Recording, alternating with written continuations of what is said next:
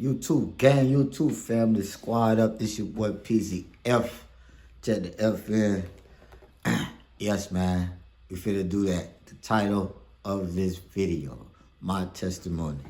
Just finna share a little backstory with y'all. Just basically tell y'all a little bit about myself and ultimately probably come up to the point where I'm even doing this right now. So yeah, your boy, got that Florida slang, you heard. But nah, originally, man, I was mid-30s right now. Originally, I was born in Washington, D.C., so shout out to all my D.C., Maryland people out there, man. Hey, matter of fact, wherever you from, man, listen to this, drop that in the comments, man, wherever you from. But all my Maryland, D.C. folks, shout out. But unfortunately, I had to move down to Florida. Right at the age of 4 is when my mother died. Me and my older brother that I know on my mother's side, we moved down to Florida. And that's where my lovely aunt, my mother's sister, so beautiful, she ended up taking care of us. Actually, it was her, my aunt, rest in peace, and her lovely daughter and her husband, man. Shout out to Chickawalk and shout out to Nanny, SCL Johnson, if you already know, man. Probably watching this anyway. But shout out to them beautiful souls, man, for just putting up with me through the years and ultimately, man, making me the man who I am today. But yeah, man, just I moved down to Florida with my mother's sister, my aunt. When my mother died of AIDS when I was 4, and my older brother, who I know on my mom's side, we grew up together basically. At that time in my life, this was around 94. It was rough on my brother. So my brother ultimately started just going off the deep end, man. He was, a little bit older, so he had more memories with my mother. And he took it more harder than I did. I was young, barely understood. I just knew my mother wasn't there no more. So around that time, man, he was just being rebellious, man. Didn't want to listen to nothing, nobody. In and out of programs, at 11, 12, 6 months there, a year there, 2 years then, and then ultimately, all through his teenage years, he was incarcerated, even up to his adult years. So I grew up with my little brother, who I call my little brother, is actually my little cousin. My aunt's daughter's son, who actually raised me, not my son, but my aunt's daughter. So me and him basically grew up together. Mother like about 6, 7 years older than him. So at that time, by this time my aunt had got me into church. I was in church early. Primitive Baptist, I grew up. So by the age of 5 to about 13, life was good, supposedly. They kept me in the house, going to church every Sunday, Monday, Thursday, sometimes Saturday, man, for choir practice and stuff. But I was always in church, as far as I can remember. And then, I actually talked to my biological father once I caught my first charge. I thought I was about 13 years old when I caught my first charge in middle school. Just being rebellious and a follower, man. And I caught criminal mischief. And that was the start of my criminal life. So from 13 to about 21, I was in and out the judicial system, man, in and out of jail. I thank the Most High now that I didn't go to prison, so I'm still able to travel the world, still able to get my passport, still able to get my gun license. I have no restrictions, but the county knows me pretty well. The local police, the city police, the freaking county police, they know me pretty well. But this is all after, about 13 years old when I started, because, in church, I was head usher. I was one of the brightest, students, children in my class, my Sunday school class, any church events, when it came to Christmas speeches, when it came to Easter speeches. I even did, I was even a praise dancer one time, a few times in my life, man. Actually praise dance across Central Florida, and won first and second place, in a couple competitions that we was in all across Central Florida. So it was actually probably one of the best, man. But we going fast forward to about 15, man. So I got my first charge, about 2 years deep in my little, petty life, criminal mischief or whatnot, burglaries or whatever. When I got my first job, remember, man, started working at 15. They had me in early. It was at Sonic's drive-in. Working there for about a year, probably like a year and a half before I ultimately got fired from there from stealing. Actually got locked up for it too, man. They did the Boston George on me, man. If anybody know what that is, the whoop, the whoop. But yeah, man. I can remember me getting a phone call at 13 from my biological father, telling me he gonna come to see me. He just ain't gonna tell me when. So me, I wasn't really believing it anyway, man. Still to this day, happy seeing him, but I wasn't really believing it anyway. So me, following behind my big brother. So I'm getting him in and out of trouble, thinking it's the life. In and out the judicial system, in and out of juvie, just straight thugging it.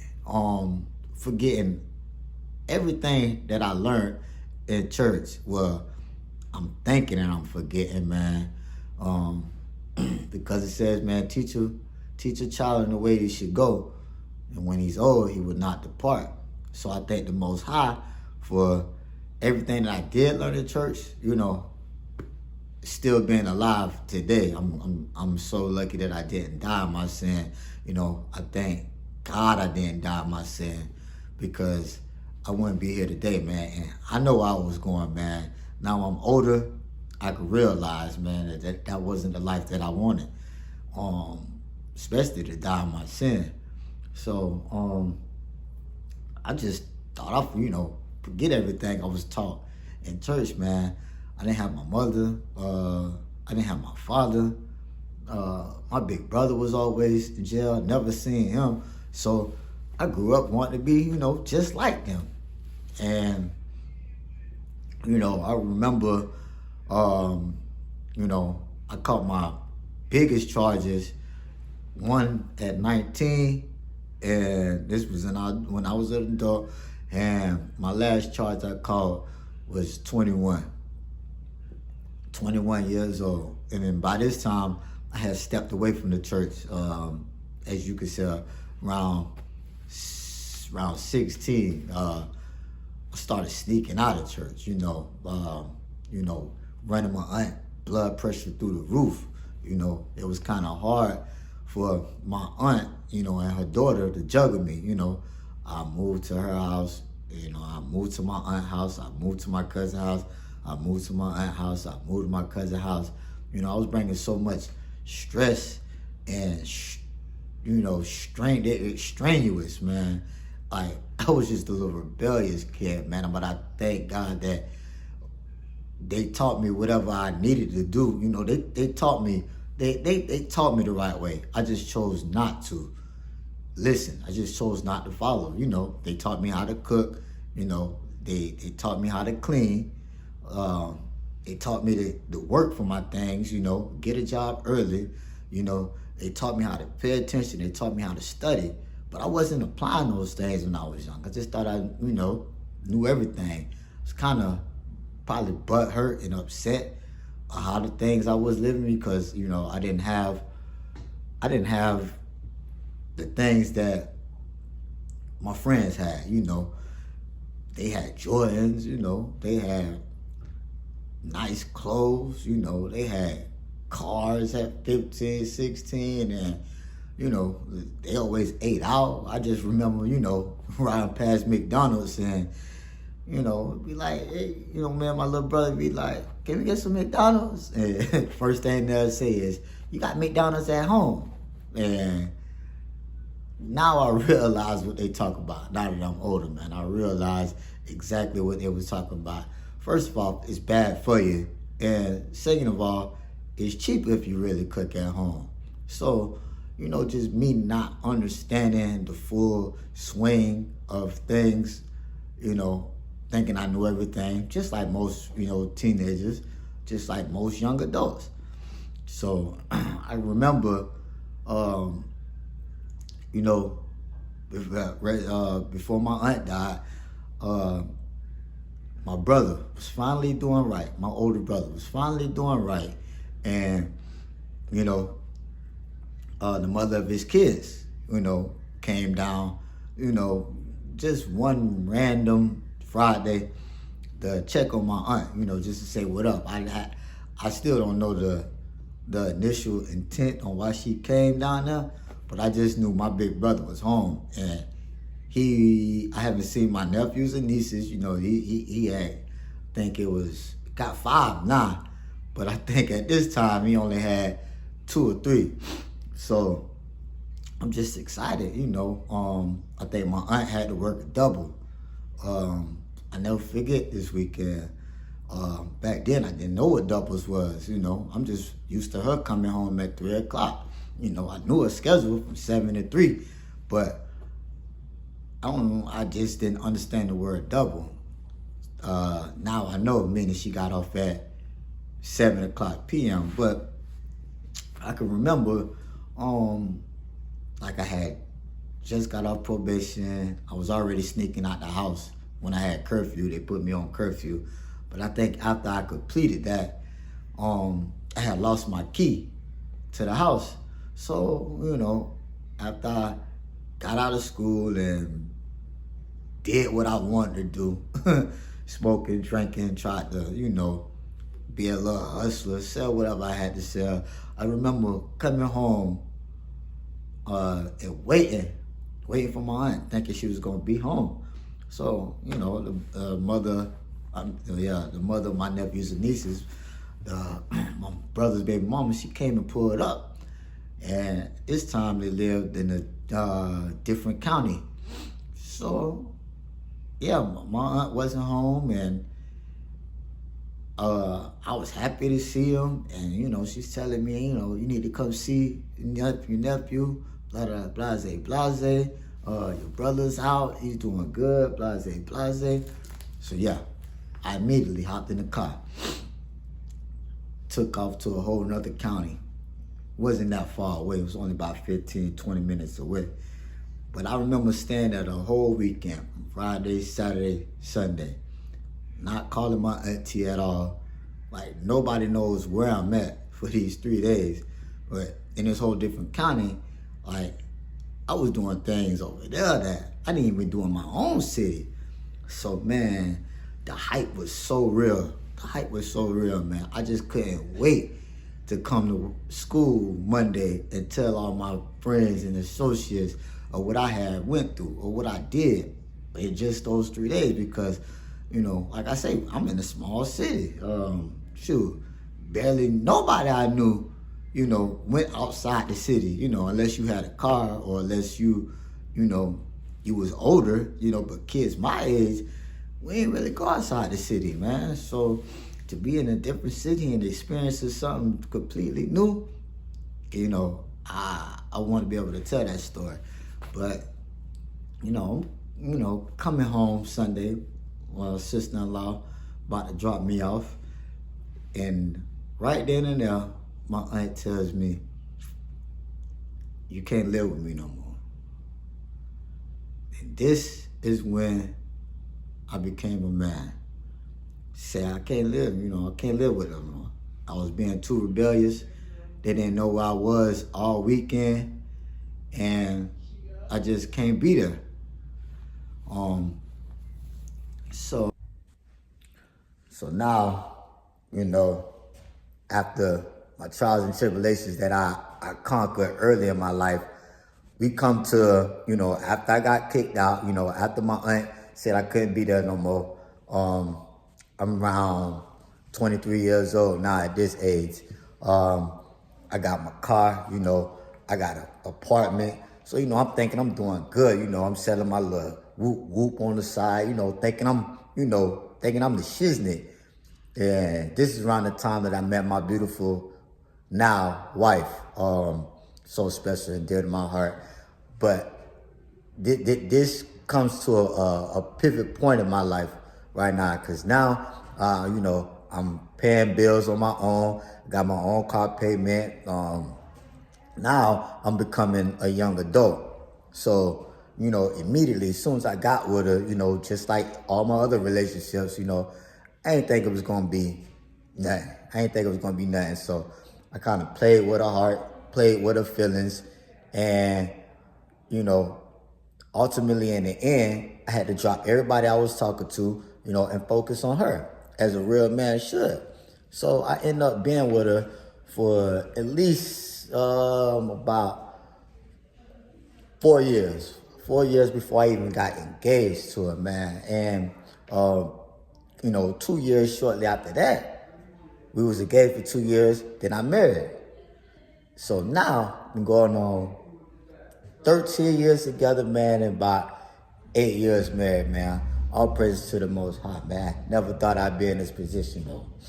So, she stuck it out. She thugged out with me, man. We down there in Florida, thugging it. She'd have been through, the lies. She been through me sleeping with other women. She been through, just me selling drugs, almost catching charges and stuff. So she been through it. She absolutely, on the flip side of things, man, in the middle of my rebellious rant, or shall I say in the beginning, I had a couple of health scares, man.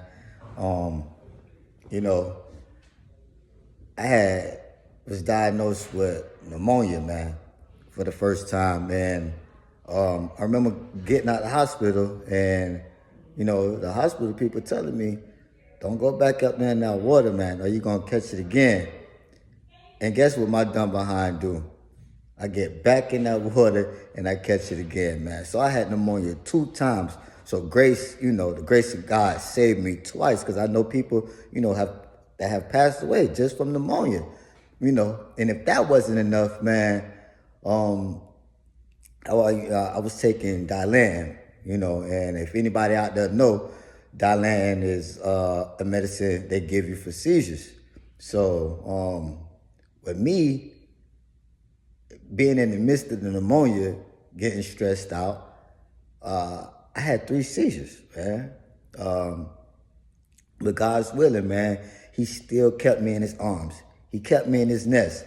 And I'm so thankful for that, because, I just read, a story the other day on a news clip, man, that, somebody had also passed away from a seizure. So, this is probably, man, like my 3rd time missing death, just that easily. And I remember, man, the Most High was just putting it on me, putting it on me, putting it on me. You know, allowing me to go through these trials and tribulations, man. And if that wasn't enough, you know, still to this day, whenever I get a CT, CAT scan, man, the doctors, you know, they noticed a stroke on my brain. You know, they asked me, have you had a stroke before? And I have to, you know, explain to them, yeah, I had 2 strokes, man. And, you know, God be the glory that I'm still here. You know, I can, you know, imagine the strokes was from, you know, me not having my mother, me not having my father, you know, me just being caught up in the judicial system all the time. You know, God allowed that to happen to me, man. And, you know, by his grace, I was still saved, man. And, man, if that wasn't enough, man, I survived this, man. If that wasn't enough, man, your boy had meningitis. And if anybody know out there know, all my doctors or anybody who's ever been to something similar, if y'all know about meningitis, I had this thing on the brain. So I had meningitis on the brain, man. Left my whole right side paralyzed. I'm talking about I had to go through PT. You know, if anybody don't know what that is, that's physical training. Family physical therapy, excuse me. But, man, I'm talking about whole right side paralyzed. So I'm going through this, you know. It took me about a year and a half to finally get back to myself, man. And, you know, the Most High saved me from all of that, man. Like, from all of that, you know, from having meningitis on the brain, my whole right side being paralyzed. And I can remember, like, when them nurses used to come in my room, he used to try to get me up for physical therapy. Like, I'm in my mind cussing them out. Because I had already gave up on life, man. I had already gave up. I'm thinking, like, my life's not going to be the same no more. This is over. But right now, man, if I knew the name of them doctors, you know, all praises to the Most High. But if I knew the name of them doctors, man, I would probably kiss their feet right now, man. Like, they've been such a blessing with me. So I knew God wasn't done with me, bro. God was not done with me. And man, I tell you, though, this is in the middle of my rebellious stage. So I learned early how to, well, I've had trials and tribulations early in my life, man. And this is what brought me closer to my faith, man. Closer to what I am today.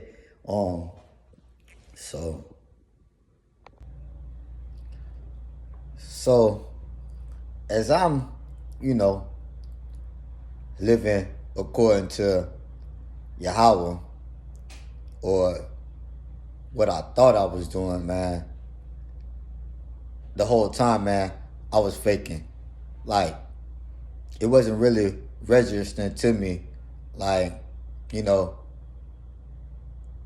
go hard or go home. You feel me? It's like, put all your chips in or don't put none at all. So, you know, me, I'm living according to what I have already learned, you know. Keep the Sabbath day, follow the commandments, the dietary laws that we got in Leviticus. But the whole time, like, my spirit wasn't right, man. I was still cussing. I was still listening to secular music. I was still smoking, still drinking, you know, till Yahweh put me in a reality check, man. He was like, man, you faking. You know, you either gonna get with it or get left. So, this one story where I see my life flash before my eyes, man, and this is after my wife told me, don't leave. You know, me just being, you know, drunk a beer, talking about the word of God, but I just drunk a beer. So I done got hungry, and I done ordered me something to eat. So I'm on the way to get something to eat, and I called the Uber, because I ain't had no car then, you know. Called the Uber, got in the Uber. You know, my wife was told me before I left, you know, don't go. I ain't listening. You know, I'm hungry. You know, I need to put something on my stomach because I done drunk. So, on the way back, man, and mind you, I could have walked to this place, bro. This place is literally like 5 minutes away. I could have literally walked to this place. So, on the way back, man, I get in the crash, man. Crash scared me so bad, I see my life flash before my eyes, man. Literally. Yeah, it was all in slow-mo. And the crash was so bad, man, but I was so safe. I was so safe, man. All praises to the Most High. I was safe, man. When I should have had my seatbelt on, I didn't. And it was a good reason I didn't. Because if I would have had that seatbelt on, where the car had hit on my side, I would have had a broken leg, broken arm, or something. But the Most High protecting me in this particular situation while I flew to the other side, man. I'm talking about crazy, man. And the damage that was done by the other car, should see the other car. But when they hit my side, I seen my life flash before my eyes like, dang, this is it? Like, this how I died?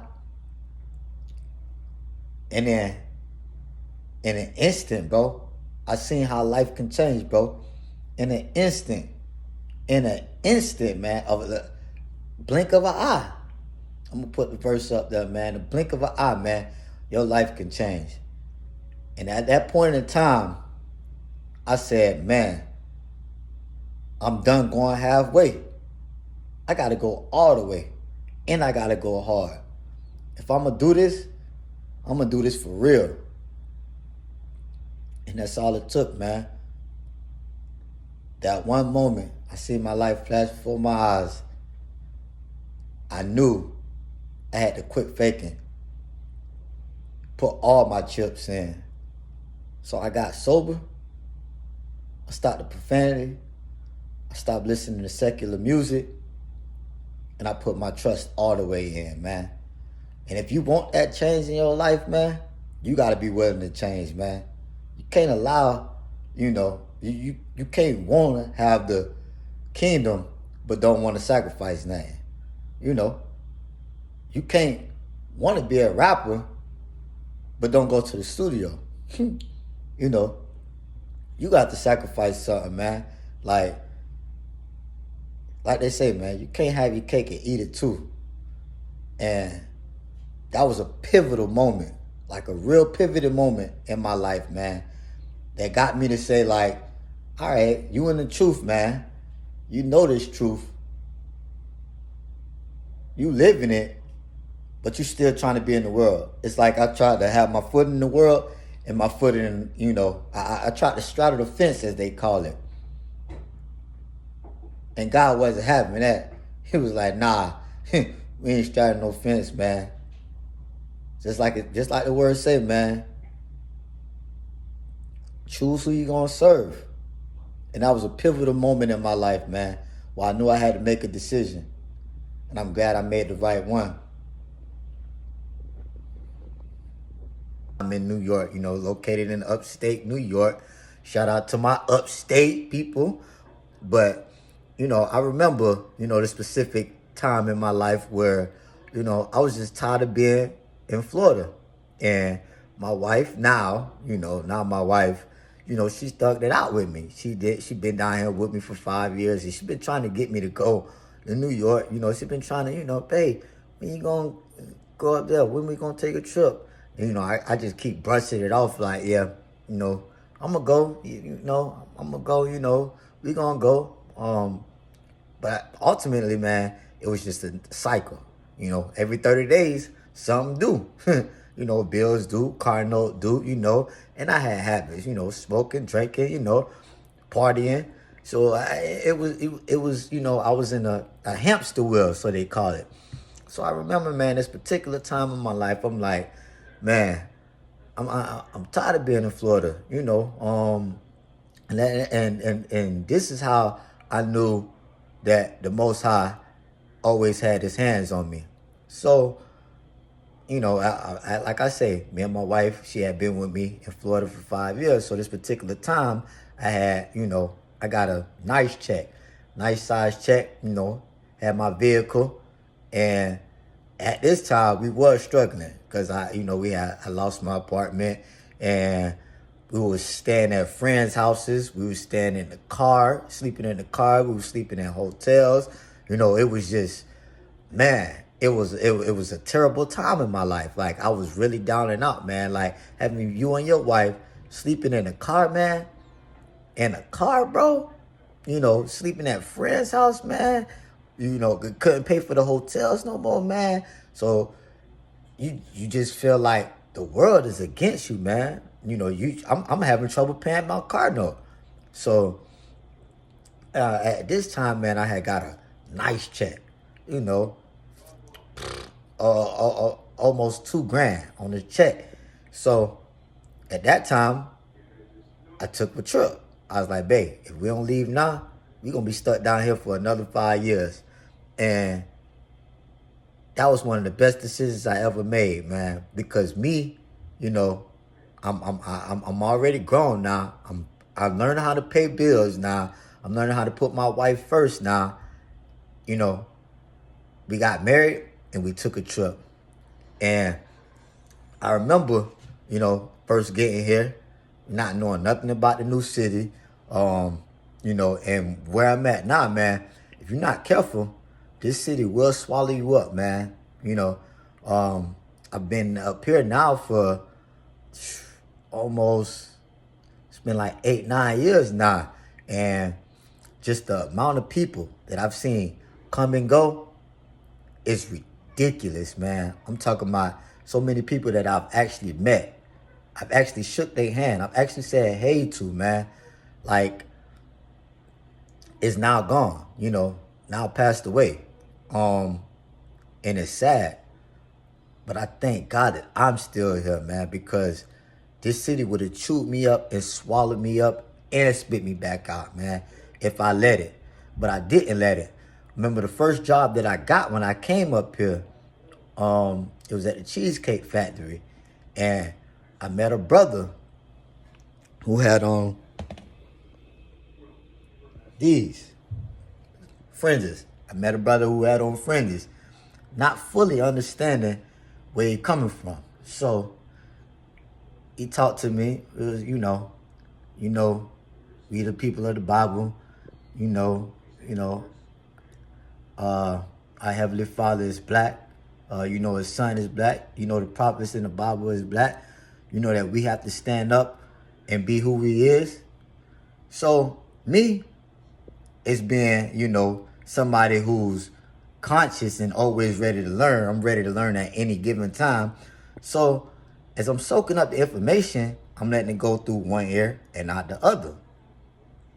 And when I came up here, like, man, I've almost got shot at. You know, I've almost gotten stabbed. I've gotten a couple fights out here. Like, but still, I'm still alive. All praise to the Most High, man. Like, it's crazy up here. But let me show you how God works. So this whole time that my brother's trying to speak to me and put me up on game in the right way I should go, it was all going through one ear and not the other. But not knowing that I was soaking up the knowledge. So it came a point in time, I'm up here now going on like, I just moved up here and I got my first job at Cheesecake Factory. And the brother with fringes came over there. And, in the Bible it says, try spirit by the spirit. So he feeling me out, you feel me? He knowing that he could talk to me. Because you can't talk to everybody about this. You know, you tend to, lead people away or lead people astray. So he felt something that in my spirit, though, that he could talk to me. So as I'm soaking up this game, I'm not really applying it to my life. You know, it's going in one ear and not the other. Until I say, about 2022. 2022, man. I don't know how this works, you know. I'm scrolling on YouTube and bam, I see somebody and clicked on the video. And what he was saying, it was like I had already knew. So now God downloading this information like, you already heard this before. Now you getting confirmation. So I'm like, dang, I'm feeling this. I done heard this before. So after I'm done with that video, I click on another video. Same person. It's like, dang, this dude is right. I was like, man, the whole time, this man was trying to tell me about this. Man, I instantly called this man and was like, bro, you know what you was trying to tell me back when I was working with you? I'm finally understanding what you were saying. He was like, all praise to the Most High, man. And that's all I could say. All praise to the Most High now. Because I know exactly who I am, man. I'm a child of God. I was made in His image. I'm the real Jew. I'm the people of the Bible. And for me to know this information now and trying to share it with y'all, man, it's got to be a blessing. And once you find that out, once you find out that you're the real people of the Bible, you try to make it your business to live like the Most High. You know, we got great prophets in the Bible to emulate. But we also got the perfect person to emulate, man. The world called him Jesus, but we call him Yeshua. We call the Father Yahweh, but the world call him God. Man, if this inspires you in any way, man, all my true people, you know, all my true Jews, man, wake up, repent, and keep His commandments, man. And as you get into the Bible more and read the Bible from a different lens, a different way of thinking, you understand exactly what I'm saying. But if this inspired you in any way, man, I need y'all to drop that comment. I need you to hit that like. I need you to subscribe, man. Tell me how you feel, man. But this is my testimony, man. And if y'all like videos like this, you know, just let me know. But this is my testimony, man. Now I know today who I am, and I try to follow His statutes, laws, and commandments to the best of my ability. And I'm steady studying every day. As y'all can see on my page, I'm all about the Bible, man. You know, 2 Timothy, man, 2 Timothy 2, and I think 15, man, it says, study to show thyself approved. And, man, with that being said, man, I love y'all, man. Shalom. Y'all be safe.